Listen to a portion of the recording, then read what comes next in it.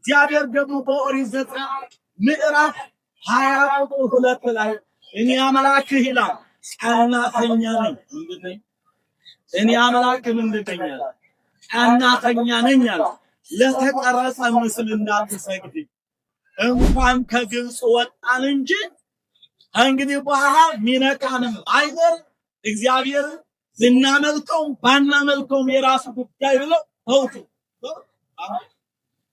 አለ። ዛሬ ትቶታል። ፈረንጁ አያምንም።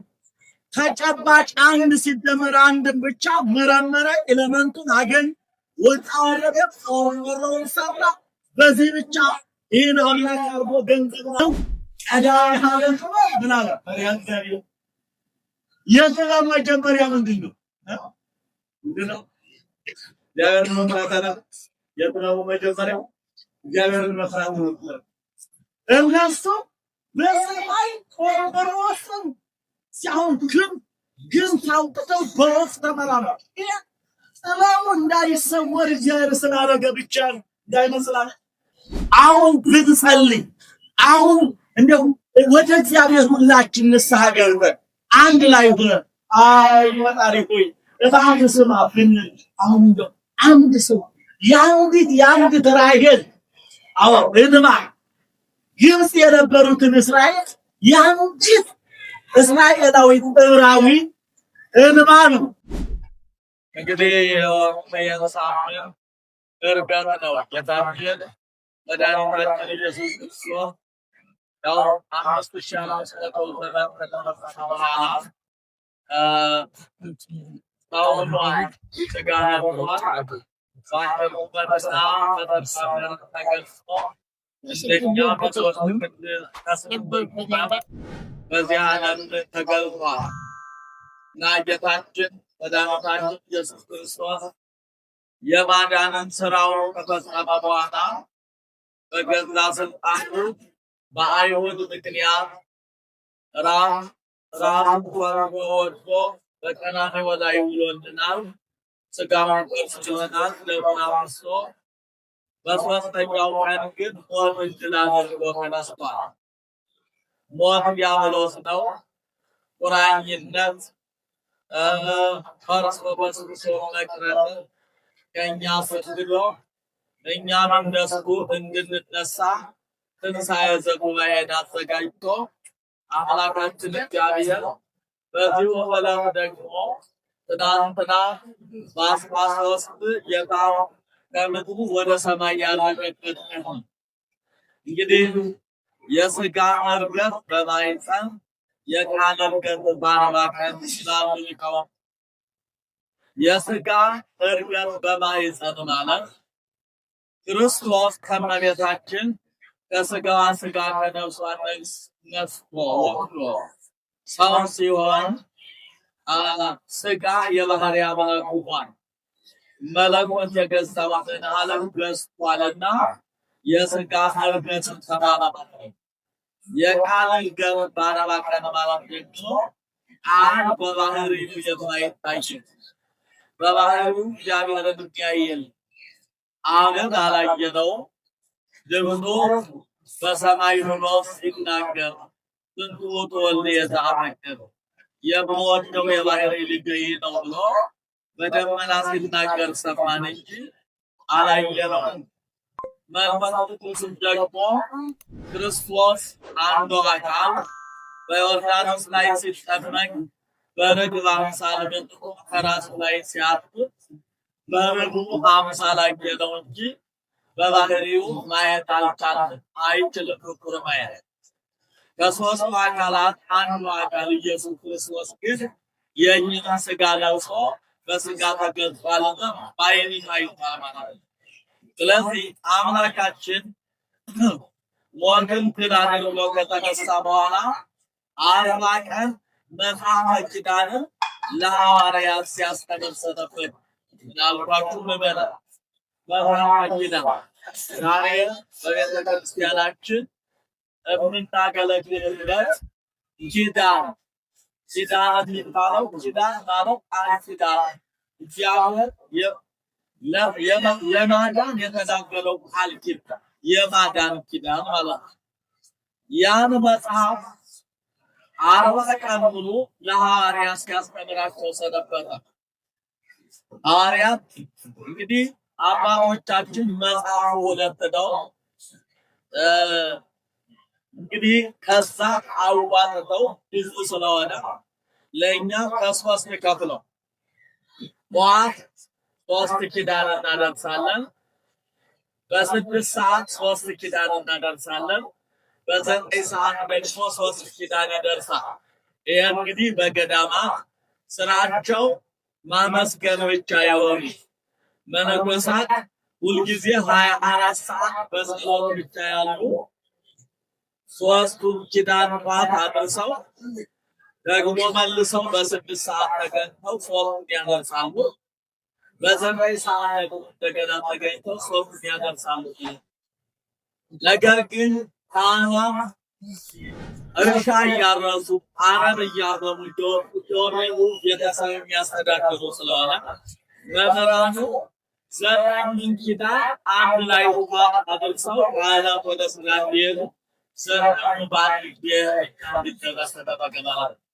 ይህን ቃል ሲያስተምራቸው ሰንብተዋል። አምላካችን ከዚህ በኋላ 40 ቀን ከሆነው በኋላ ጌታችን መድኃኒታችን ኢየሱስ ክርስቶስ እየታየ ወደ ሰማይ ማረግ ነው። ሐዋርያቱ አውቆሙ እስከ ቢታንያ ቢታንያ ወቢታንያ ሰቅለው ለኢየሩሳሌም ይላል ዮሐንስ ወንጌል ምዕራፍ 11 ላይ ቢታንያ ለኢየሩሳሌም ቅርብ ናት እና ወደዛ ቢታንያ ይዟቸው ወጣ። አዎ ቢታንያ ከቢታንያ እጁና ደግሞ አንስቶ በአንብሮ መሄድ ይላል። አንብሮ መሄድ ማለት እጅን በማኖር ማለት ነው። ዛሬ ሊቃነ ጳጳሳት ፓትርያርክ ሊቃነ ጳጳሳት ሲሾም እጁን ያሳርፋል። እንደገና ደግሞ ሊቃነ ጳጳሳት ቀሳውስትን ሲሾሙ እጃቸውን ያኖራሉ ራሳቸው ማለት ነው። እንዲሁም ዲያቆናት ደግሞ ሲሾሙ እጃቸውን ከዲያቆኑ ራስ ላይ ሲያደርጉ መንፈስ ቅዱስ በጳጳሱ ላይ አድሮ ሀብቱን ያሳደራል። በእውነቱ እጅ ተዋሕዶ የምትባል ሃይማኖታችን ምንም ጓደኛ ባይኖራ ያው ብዙ ነገር አለ። አሁን በዚህ ሰዓት ብዙ መናገር አይቻልም። ነገር ግን እቺ ሃይማኖት መቼም ሃይማኖት ብዙ ነው ይባልም አይችልም ነበር። ይሁን እንግዲህ ዓለም የያዘው ነገር ስላለ እዛ ውስጥ ገብቶ መፈትፈትም ስለማይቻል እና እጅ ውድ ተዋሕዶ ሃይማኖት እጅግ የምትደምቅ ነው ስርዓቷ ማለት ነው።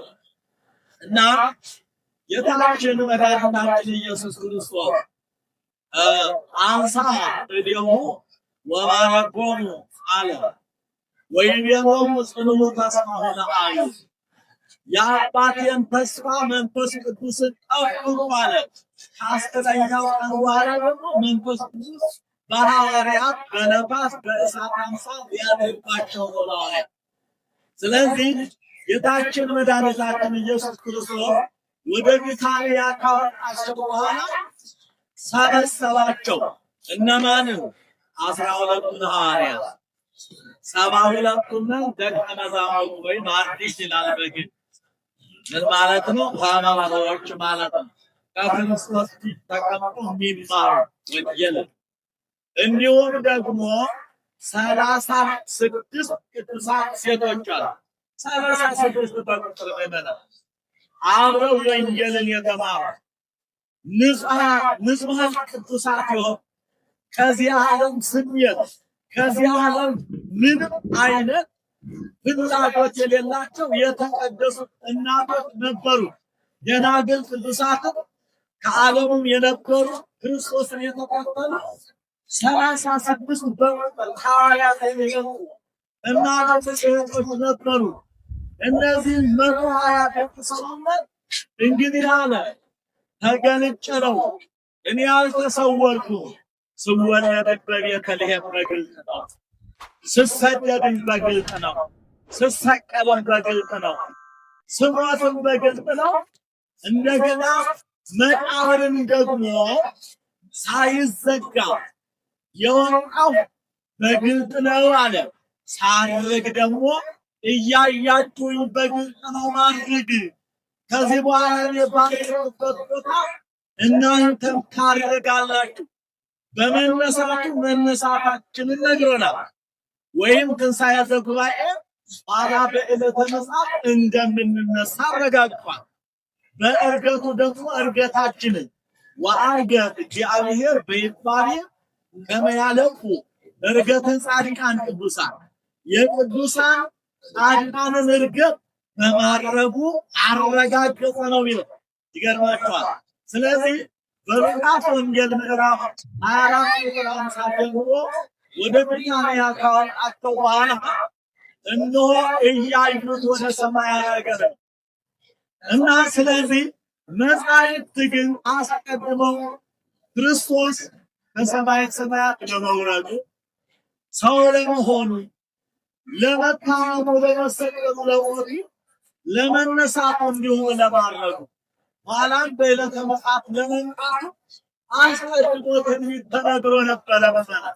መጻሕፍትን እንይ አረገ፣ ወጣ፣ ወረደ፣ ተነሳ የሚል የታመ የሚል በዕለቱ በዘመኑ የተነሱ መናፍቃን የሚያደናግሩ ስላሉ መስማት ማወቅ አለብን። ምዕመናን መዝሙረ ዳዊት ስለ ጌታችን ስለ መድኃኒታችን ስለ ኢየሱስ ክርስቶስ ዕርገት መዝሙረ ዳዊት መዝሙር 22 ላይ እንዲህ የሚል ቃል አለ። ቁጥር 1 ጀምሮ አርኅዉ ኆኃተ መኳንንት ይላል። እናንተ የገነት መላእክት ይላል አዳም በድሎ ከ7 ዓመት በኋላ ወደ ምድር እንደሚወርድ ነቢየ እግዚአብሔር የተደረገውን መናገር ኋላ ደግሞ የሚመጣውን በትንቢት መግለጽ የነቢዩ የዳዊት ስራው ነውና እንዲህ ብሎ ተናገረ። ከ7 ዓመት በኋላ አዳም ገነትን ትቶ እንደሚወጣ ሲናገር ምን አለ? አርኅዉ ኆኃተ መኳንንት አለ። መላእክት የገነትን በር ክፈቱ ወይባ ንጉሠ ስብሐት የክብር ባለቤት ከመጀመሪያው ጀምሮ የነበሩት የገነት በሮች ይከፈቱ አለ። ወይባ ንጉሠ ስብሐት የክብር ባለቤት ጌታ ወደ ገነት በሱራፌል አማካኝነት አዳምና ሔዋንን ያስወጣቸው ሁለቱም ይተናል። 7 ዓመት ሕጉን ከጠበቀ በኋላ አዳምና ሔዋን ገነትን ትተዋት ወጥተዋል። ይኸው ሆኖ አዳም 100 ዓመት ንስሐ ገብቶ ሔዋን ንስሐ ገብተው እግዚአብሔርን ስለለመኑ ስለጮሁ ስላለቀሱ እግዚአብሔር በቸርነቱ ከልጅ ልጁ እንደሚወለድለት በዚህ ምድር እንደሚመላለስለት እንደሚሰቀልና እንደሚሞት በሦስተኛው ቀን ሞትን ድል አድርጎ እንደሚነሳ ትንሣኤን እንደሚያውጅ እንደሚያርግም እንዲሁም ደግሞ በዕለተ ምጽአት ተመልሶ መጥቶ ሁላችንንም የአዳምን ልጆች ይዞን እንደሚሄድ እግዚአብሔር ቃል ገብቶ ነበረ ማለት። ነገር ግን ይህ በዚህ 5500 ዘመን ግን ብዙ በደል ተሰርቷል። ምዕመናን እግዚአብሔርን ያሳየሩበት ዘመን አባታችን ብዙ ነው። ዛሬም እግዚአብሔር እያዘነ ነው። ዛሬ እግዚአብሔርን የሚያሳዝን ብዙ ነው ያለ። እግዚአብሔር በሕገ ልቡና ኦሪትን ገና መጽሐፍ አድርጎ ሳይጽፍልን በዛን ሰዓት ይህ ዛሬ በሀገራችን የምንሰማው ይህ ብልሽት ይህ ሰዶም የሚባለው ዓለምን ያጥለቀለቀ ዛሬ ሕገ መንግሥት ተቀርጾለት እንደ ልብ በቃ የፈለገውን መሆን ይችላል እስከ መባል ድረስ የደረሰለት ያን ጊዜ ዓለምን አስለቅቆ በሕገ ልቡና መጽሐፍ ሳይጻፍ በነበረበት ዘመን ዓለምን እግዚአብሔር ተቆጣት ይላል።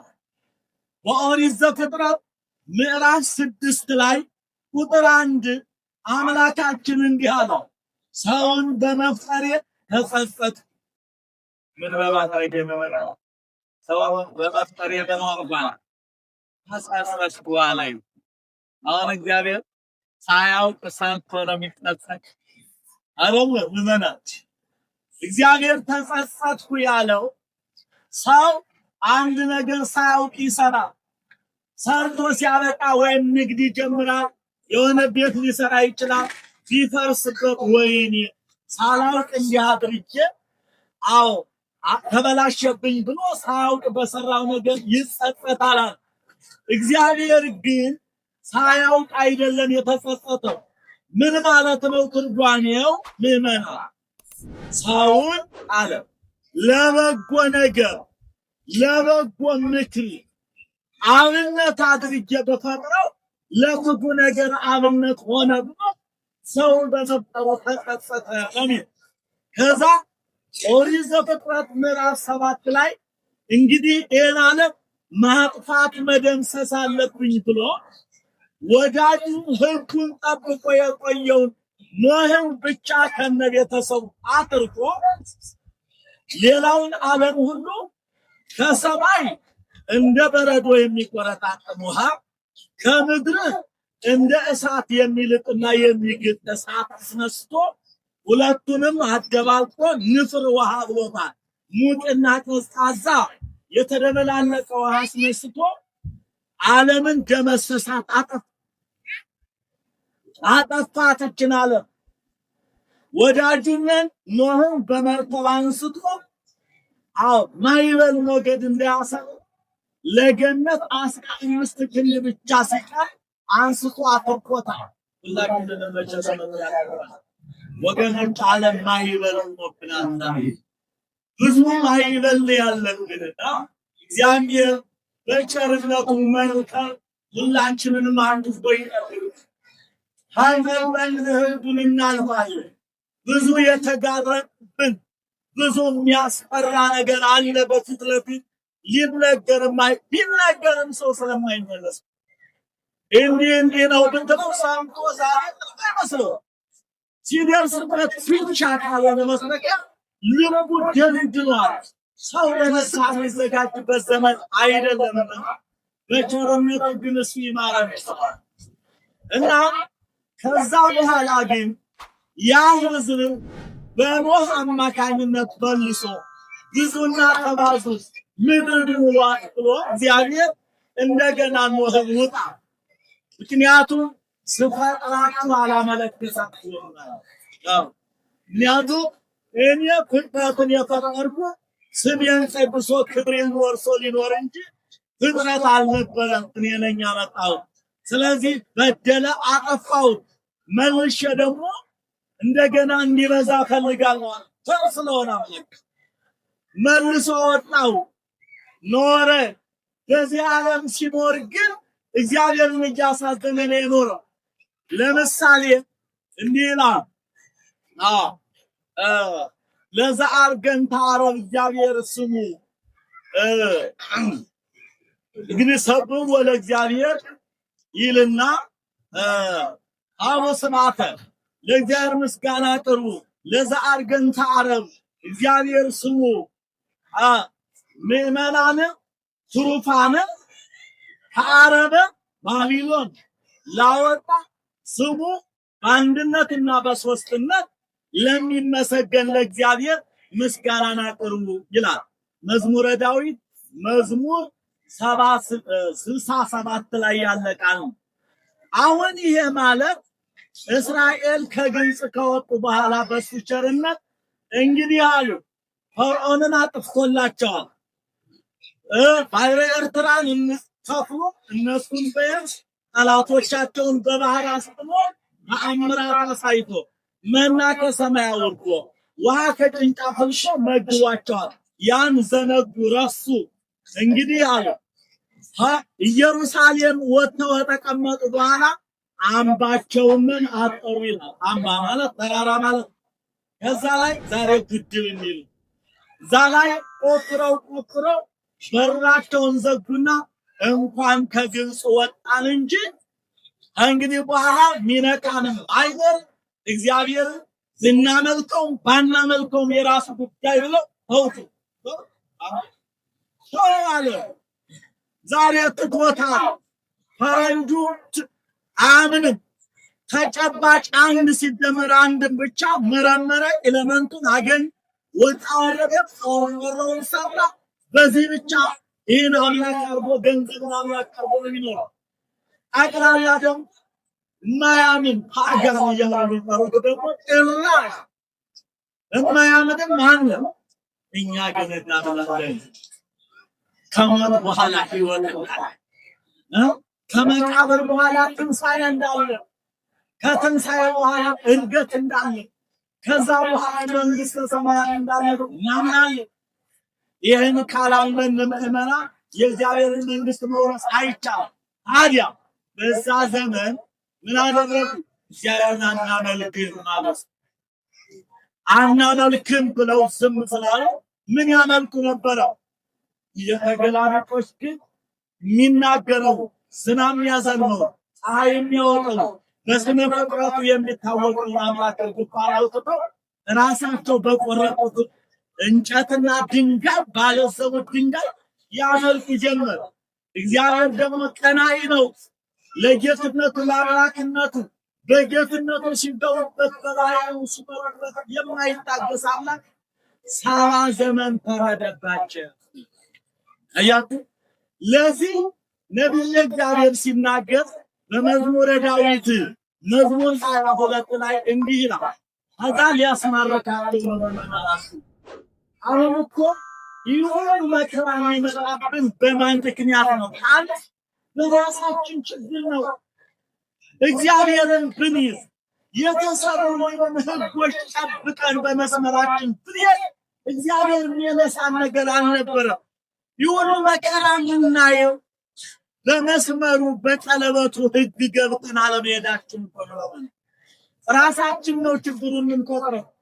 አሁን እስራኤል ራሳቸው ችግሩን ፈጠሩ፣ ጣዖት አመለኩ። እግዚአብሔር ደግሞ በኦሪት ዘጸአት ምዕራፍ 22 ላይ እኔ አምላክህ ይላል ቀናተኛ ነኝ። እኔ አምላክህ ምንድን ነኝ? ቀናተኛ ነኝ አለ። ለተቀረጸ ምስል እንዳትሰግድ። አያቱ ምስል ማለት የተመሰለ መስለ የምትሰራው እንጨት ነው። ስዕል ማለት ግን የሥላሴ ስዕል አለ፣ የኪሩቤል ስዕል አለ፣ የእመቤታችን ስዕል አለ፣ በጌታ ስም የሚሳል ስዕል አለ። ይሄ ማለት ግን የጌታ ሲሆን የባህሪ ስግደት እንሰግድለት፣ የሥላሴ እንዲህ ያው በሦስትነቱ እግዚአብሔር መድኃኒዓለም አብሯልና ያ የባህሪ ስግደት ሲሆን ለታቦትም የሚሰገደው የባህሪ ስግደት ሲሆን ለቅዱሳን ስዕላት ለሚካኤል ለገብርኤል ለሌሎችም ስዕል የሚሰገደው ይህ ጸጋ ይባላል። ይህ ስዕል ነው፣ ትክክለኛ ነው። እንዲሁም ታቦት ነው። ከዚህ ውጭ ለሆነ ምስል ለተቀረጸ ምስል እንዳትሰግድን የአምላክ ቀናተኛ ላይ በኦሪት ዘጸአት ምዕራፍ 22 ተናግሯል። ስለዚህ የውቃሱና እነዛ ሕዝበ እስራኤል ጣዖት ያመልኩ ጀመሩ። ስለዚህ ነቢየ እግዚአብሔር ያን ስራቸውን ሲገልጥ ምናል ያስማረካቸውን አስልመናል። ራሳቸው ባመጡት ችግር ምን አለ? አርህው ወሃተ መኳንንት አለ። እናንተ የኢየሩሳሌም መኳንንት የኢየሩሳሌምን በር ክፈቱ አለ። ወይትረሃወ ወሃት እለ እምፍጥረ እነሆ ከጥንት ጀምሮ ተዘግተው የነበሩ የኢየሩሳሌም በሮች ይከፈቱ አለ። ምን ሊሆን? ወይባ ንጉሠ ስብሐት የክብር ባለቤት እግዚአብሔር አለ። እነሆ በነማን አድሮ በነ ስልምናሶር በነ ናቡከደነፆር በሚባሉ የባቢሎን ነገሥታት ዛሬ ኢራንና ኢራቅ የሚባሉት ሀገሮች በጥንት አጠራሩ ፋርስ ባቢሎን ይባሉ ነበረ። ከዛ ስልምናሶር 10ን ነገድ ናቡከደነፆር 2ን ነገድ ለመማረክ የኢየሩሳሌም መኳንንት በሩን ክፈቱና ተማረኩ። ማን ያመጣው ዳዳው ራሳቸው ይዘውት የመጡ እኔን አምልኩና አምልኩ፣ እኔን አምላክነቴ ቀናተኛ ነኝ፣ ላልፈጠረ ዝናውን የማያዘንብ ስለ ፍጥረትም ላልፈጠረ ለፍጡራን ስገዱ እላለሁ ብሎ ያስተማረውና ምንም ለማይረዳቸው እንጨት ግን ሰገዱ፣ ተንበረከኩ። በዚህ ሰዓት የኢየሩሳሌም መኳንንት በሩን ክፈቱ፣ እነማን ይምጡ? እነ ስልምናሶርና እነ ናቡከደነፆር ከፋርስ ከባቢሎን መጥተው አራርገው ይወሰዷቸው። ዛሬ በአሕዛብ እጅ ዛሬ መከራ የምናየው በየጊዜው የሚጮኸው በየጊዜው የሚለቀሰው በምን ምክንያት? የኛ የራሳችን ኃጢአት ነው ሁሉ የሚያደርገን ያለ ምንድን ነው? አሁን አንድ ላይ ሁሉ በሕግ ቀለበት ብንሄድ አሁን ብንጸልይ አሁን እንደው ወደ እግዚአብሔር ሁላችን ንስሐ ገብተን አንድ ላይ ሆነን አይ ወጣሪ ሆይ እባክህ ስማ ብንል አሁን እንደው አንድ ሰው የአንዲት ራሔል እንባ ግብፅ የነበሩትን እስራኤል የአንዲት እስራኤላዊ ዕብራዊ እንባ ነው ሰረገላ ሁሉ ይዟቸው ወደ ኢየሩሳሌም ይወጣሉ። ስለዚህ የሚያነባጣ አመጽ ነው። በየጊዜው አመጽ ነው። አመጽ ወደ አመጽ መሄድ የትማራ እሱ ይወጨው ነው ሲማር እንደው የሚመለስ ልቡና ከይስተር ነው ማለት ያለው። ታዲያ እነዛ ወሰኑና ካደቀቋቸው ያው ይኸው መሸታ እንኳን እንደ ከብት ጎትተው ባቢሎናውያን መሸታ ጠጥቶባቸው ነው። ይገርማቸዋል። ዛሬ የዚህ እንጠጣ መጠጥ ምን ገንዘብ አለን ይላሉ ባቢሎናውያን። ምን አለን? ተማሪዎቻችን ከእስራኤል አንዱን ሽንተን ስናበቃ መጠጣ ሰውን እንደ ጋማ እንደሚታረድ እንደበል ጎትተው ሽመው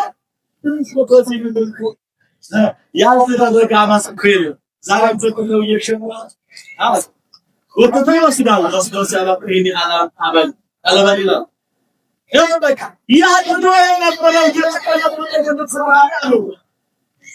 ታዲያ እግዚአብሔር ቸር ስለሆነ ለሰባ ዘመን ቀጠቀጣቸውና መልሶ የሆነ ማለት ፈለገ ባይጀ በገራዬ ምንና እግዚአብሔር ሲቆጣ 70 ዘመን ይፈርዳል። አሁንኛ 4 ዓመት 5 ዓመት አንድ ችግር ሲደርስብን አብየት መከራ ዘገየ ብላለው ነው ንናየ እግዚአብሔር ሲቆጣ 70 ዘመን ሙሉ ይቆጣል። ብቻ እሱ በደረበት አይል ነው እና 70 ዘመን ሙሉ መቀጥቀጥ ቀላል መሰራት ያው ባይዛው በዚህ ሰዓት መላእክት ይለምኑ ነበር። ቅዱስ ሚካኤል ይለምን ነበረ። እነዚህን 70 ዘመን የገረገባቸው ኢየሩሳሌምንና ይሁዳን የማድመራቸው እስከመቼ ድረስ ነው አለ ትንቢተ ዘካርያስ ምዕራፍ 1 ከደቂቀ ነቢያት 1 ምዕራፍ ቁጥር 12 13 ስመለከት በዚህ ሰዓት እግዚአብሔር ምን አለ? እኔን ጥቂት ተፈልጬ ነበረ አለ። ለምን? ስላመለኩ ለተወሰነ ጊዜ ተቀጥተው እንዲመለሱ ብዬ ላኳቸው ፋርስ ባቢሎን አለ። እነሱ ግን የግፍ ሰሩባቸው አለ። የግፍ ሰሩባቸው አልፈው ተርፈዋል። እነሆም ሽጠው ለመሸጥ አመጡባቸው። ስለዚህ አለ ይመለስ ነው አለ። በቃ ከማዶ ወደ በረት እመለሳለሁ። ኢየሩሳሌምን ቤቴን ሰራኋታል እመለሳለሁ። ስለዚህ ሲናገር ምን አለ? ነቢይ እግዚአብሔር መሄዳቸውን ተናግሮ ነበረና መመለሳቸውን ሲናገር ምን አለ?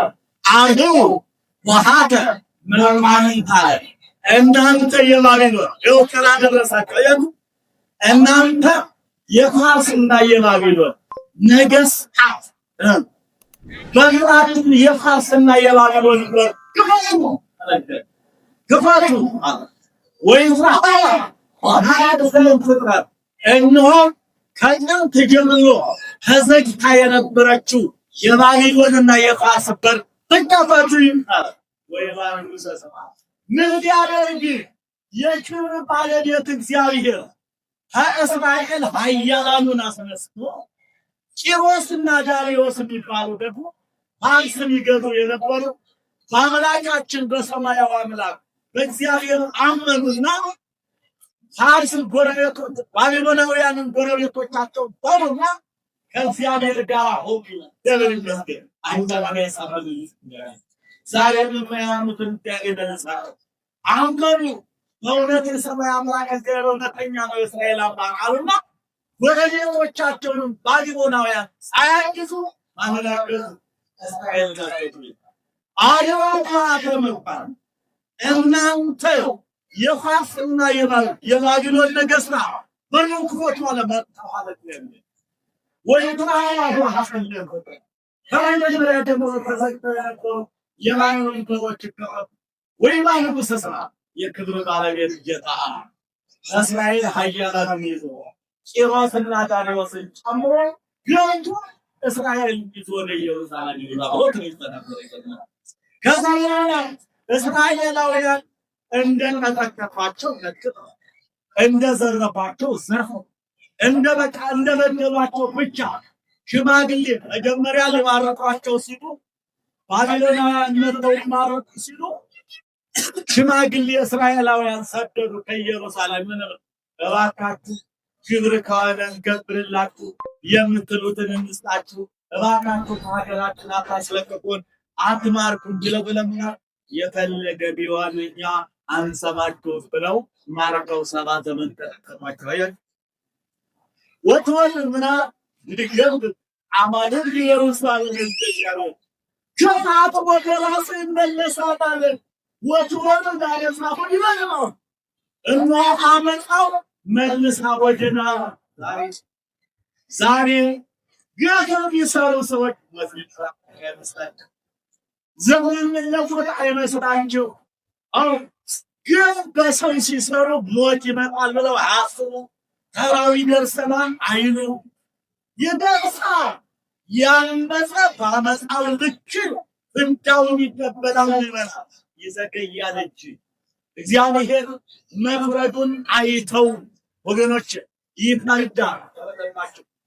ትሩፋንም በባቢሎን የነበሩት የተዳቀው አለ ማለት እና አባቶቻቸው ሙተውባቸው ዘመዶቻቸው አልፈዋቸው የምናውት መጣ ትሩፋን ጨንጌቶች የቀሩ ይዘው እንዲህ ብሎ ትንቢት ተናገረባቸው መለሳቸው።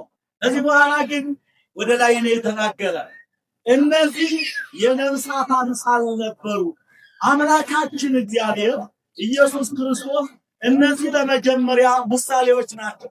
አሁን ግን በትንሣኤው አምላካችን እግዚአብሔር ነቢየ እግዚአብሔርን እንዳናገረ አሁን ወሃፈ መኳንንት የሚለው ወይም ደግሞ መዝሙረ ዳዊት መዝሙር 22 ወደ ሲኦል ያመጣል። ምን ማለት ነው? እናንተ በሲኦል ያላችሁ የዲያብሎስ ልጆች ናችሁ። ለማለቆ ደሞም ስልጣን ሆኖ ደግሞ እኮ የዲያብሎስን ደግሞ መኳንንት አሉ። እሳቱም ያራቱ አያቶስ ይህም ኑሮ ተብሎ ለሲኦል ይላል። ብርሃን ጨለማ፣ ጨለማ ብርሃን ነው ይላል። ስለዚህ በጨለማ ደግሞ የተሾሙ ማለት ነው። ጌታችን መድኃኒታችን ኢየሱስ ክርስቶስ ወደ ሰማይ ከማድረጉ በፊት ስጋው በወሲብና በድንቆት መስጋው ማለት ነፍሱን ከስጋው በነጣ አሩ አምላካችን ነፍሱን ከስጋው በገዛ ስልጣን ለይቶ ነፍሱን ለአባቱ ለአብ ሰጥቶ ወይም በስልጣኑ ላፎ እንደ ባህሪ ነው ማለት በዚህ ሰዓት ማዕከለ ነፍስ ወደ ሲኦል ወረደ አለ። እነሆ ሲኦልን በመከራ ወረድኩታልና ሥጋውን ግን ለዮሴፍና ለኒቆዲሞስ ሰጣቸው፣ እየገነዙት ነበረ። ዛሬ ካህናት ይገንዙናል። ምንድን ነው ገድም ሃሌሉያ አለ ማለት ቅድመ ዓለም የነበረ ሉያ ማለት ዓለምን አሳልፎ ይችላል። ዮሴፍ ወኒቆዲሞስ ገነዝዎ ገነዝዎ በጸኑናት ይላል ይላሉ። ከሙታን ተለይቶ የተነሳውን ያንን ዮሴፍና ኒቆዲሞስ ምን አሉ? ገነዙ። እኛም ደግሞ በአዲሱ ልብስ በየጊዜው እንገነዛለን። እየገነዝን ዛሬ ሥጋው እየተፈታ ደሙ እየፈሰሰ እየበላን ነው። ሁሉ ምስጋና ይሆናል። ግን በግብፅ ክርስቲያን የተባለው ሁሉ ተማሪ ነው። እኛ ግን ቀጠሮ አለና ባለቀጠሮች አይደለም።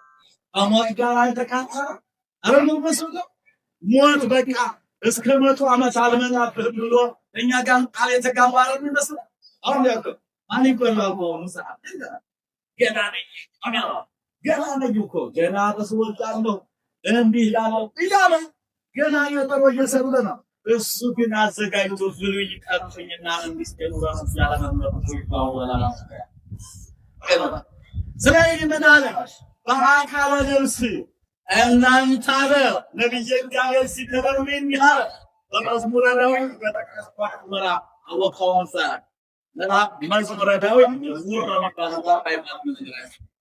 መዝሙረ ዳዊት መዝሙር 22 ላይ አንተ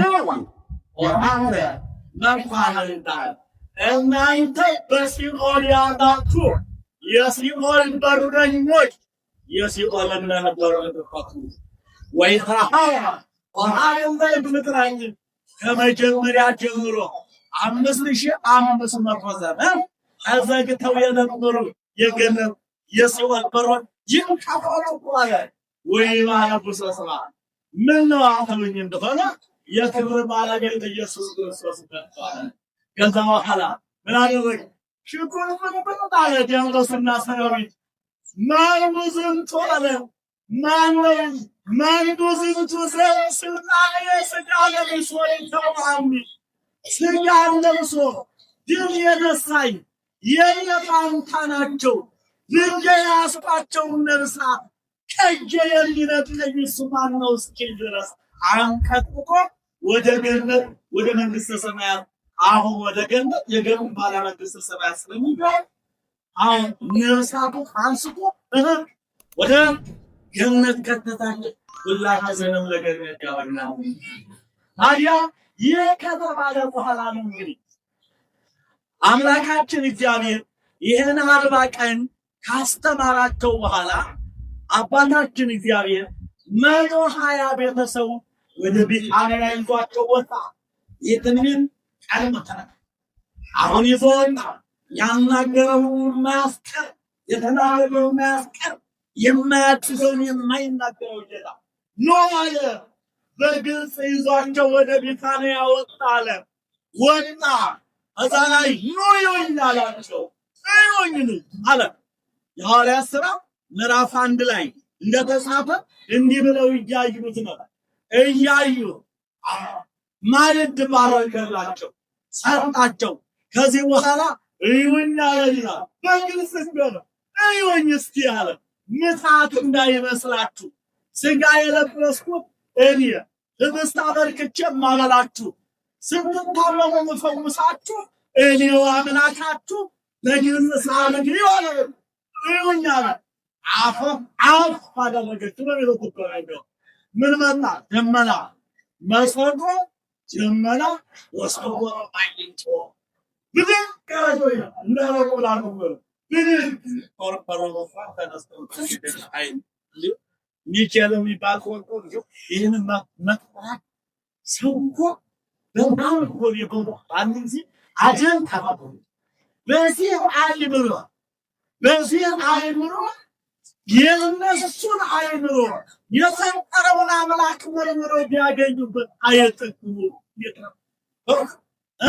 ቀዳይ ሀገር ምን አለ የጥበብ መጀመሪያ ምንድን ነው? እግዚአብሔርን መፍራት። የጥበቡ መጀመሪያ እግዚአብሔርን መፍራት ነው። እነሱ በሰማይ ቆርቆሮስን ሲያውን ግን ታውቅተው በወፍ ተመራመሩ።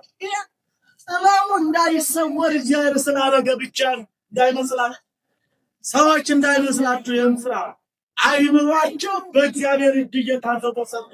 ለምን ተጽፏላ? ኦሪት ዘጸአት ምዕራፍ 36 37 ስትመለከቱ የደብተራ ኦሪትን አሰራር እኔ ለኡሪ ልጅ ለባስልኤል እኔ የሰወርኩት ጥበብ የለም ይላል። ጥበቡን የሰጠ እግዚአብሔር ነው።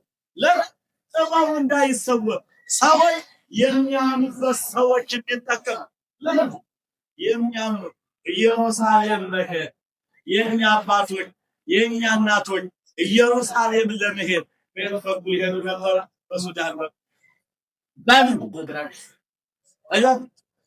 በእግራቸው ያንን ሁሉ አገር ኢየሩሳሌምን ለመሳብ በእግራቸው እንደርሳለን ባንደርስ እንስራለን ብለው ሄዱ ነበር። ዛሬ ገንዘባቸውን ከልመ በኮርኮሯቸው ይሰነታል። ይህ ስራቸው ይህ ለምን ያሉበት እንዳይሰሙት ስላደረገው ነው እግዚአብሔር። ምክንያቱም ባያምኑበትም እነሱ ቆንጆን ስለሰሩ ጥበቡን ስለሰሩ እኛ ራሳችን አምላክ ነን እንደማለት ነው። እኛንን ሌላ በላይ የለም እንደማለት ነው የተባሉ። እሱ ግን ጥበቡ እንዳይሰወር የሚያምኑት ምዕመናን ስራቸውን እንዲሰሩ ጥበቡን እንዳይሰወር ማለት። ስለዚህ እሱ ምን አለ? ቆርቆሮን ታወጥቷል። የሚያመላክና በዛሄሪው በስልጣኑ ምን ይላል? አዎ አድረገ እግዚአብሔር በእምባዬ ወደንዚና ነቃለ ስኖ ያደርቆ ዘአቀረ እግዚአብሔር በእምባዬ ወደንዚና ነቃለ ቀረናለ መዝሙር 45 ላይ ዲራይ 46 ላይ ስኖ ያይቆ ዘአቀረ ያይቆ ደም ግባቱን የወደደ ስጋውን የለበሰለት እያለ የእመቤታችንን ስጋ የተዋሃደው ያ አርገ በይባቤ አርገ እግዚአብሔር በይባቤ ወጥ ይነበቃል።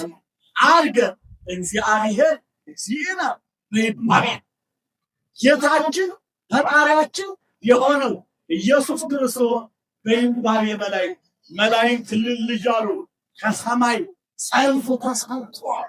የምድር ባለቤት እግዚአብሔር ሲያርግ እያዩት ብለው አንቃሪገው አርገው እያዩት ብለው አምባለይና ብትንቅ አለይና ከፊታቸውም ተሰውሯል።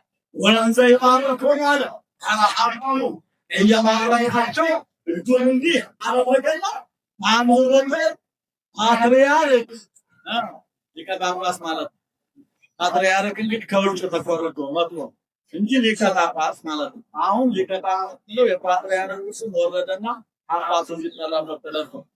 ሊቀ ጳጳስ ቀሲስ ቆሞስ ቄስ ዲያቆን ንፍቀ ዲያቆን አርአዊ ሆድስ ወይም ጀርዶ ዘይ መዘምር አወጣ ብሎ ይህንን ሰባቱን ማዕረግ እንዲህ አድርጎት በእጁ ባረካቸውና አሁን ሁሉ ተነሳ። መስቀሉ ደመና ወሰኮነ ማየት ደመናው በካና ተሰሪቱ አይናቸው በላይ ምልክር ደመና ይወስደዋል። ምን ይላፈታ ሰማይ ወምድር እያገሩ ነው።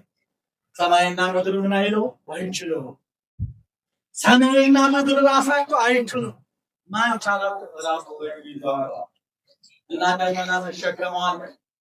ደመናው የባህሪ ክብሩ ነው አለ።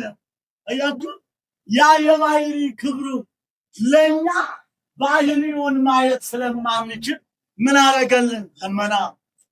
ደመና በደመና እንዲያዩ ሐዋርያ 120 ቤተሰብ አይሁድም ደግሞ ከአይሁድ ደጋጎች ሰቃልያኑ ቢኖሩ ደጋግ ደግሞ አምላክ እንደሆነ ያመኑ እስራኤል አብረው ስለነበሩ እነዛ ሁሉ እያዩ ደመና ችጋራገችው አለ። ደመና የተባለው ለእኛ ደመና ሆኖ ታየ ወይም ሐዋርያት ደመና ሆኖ ታየ።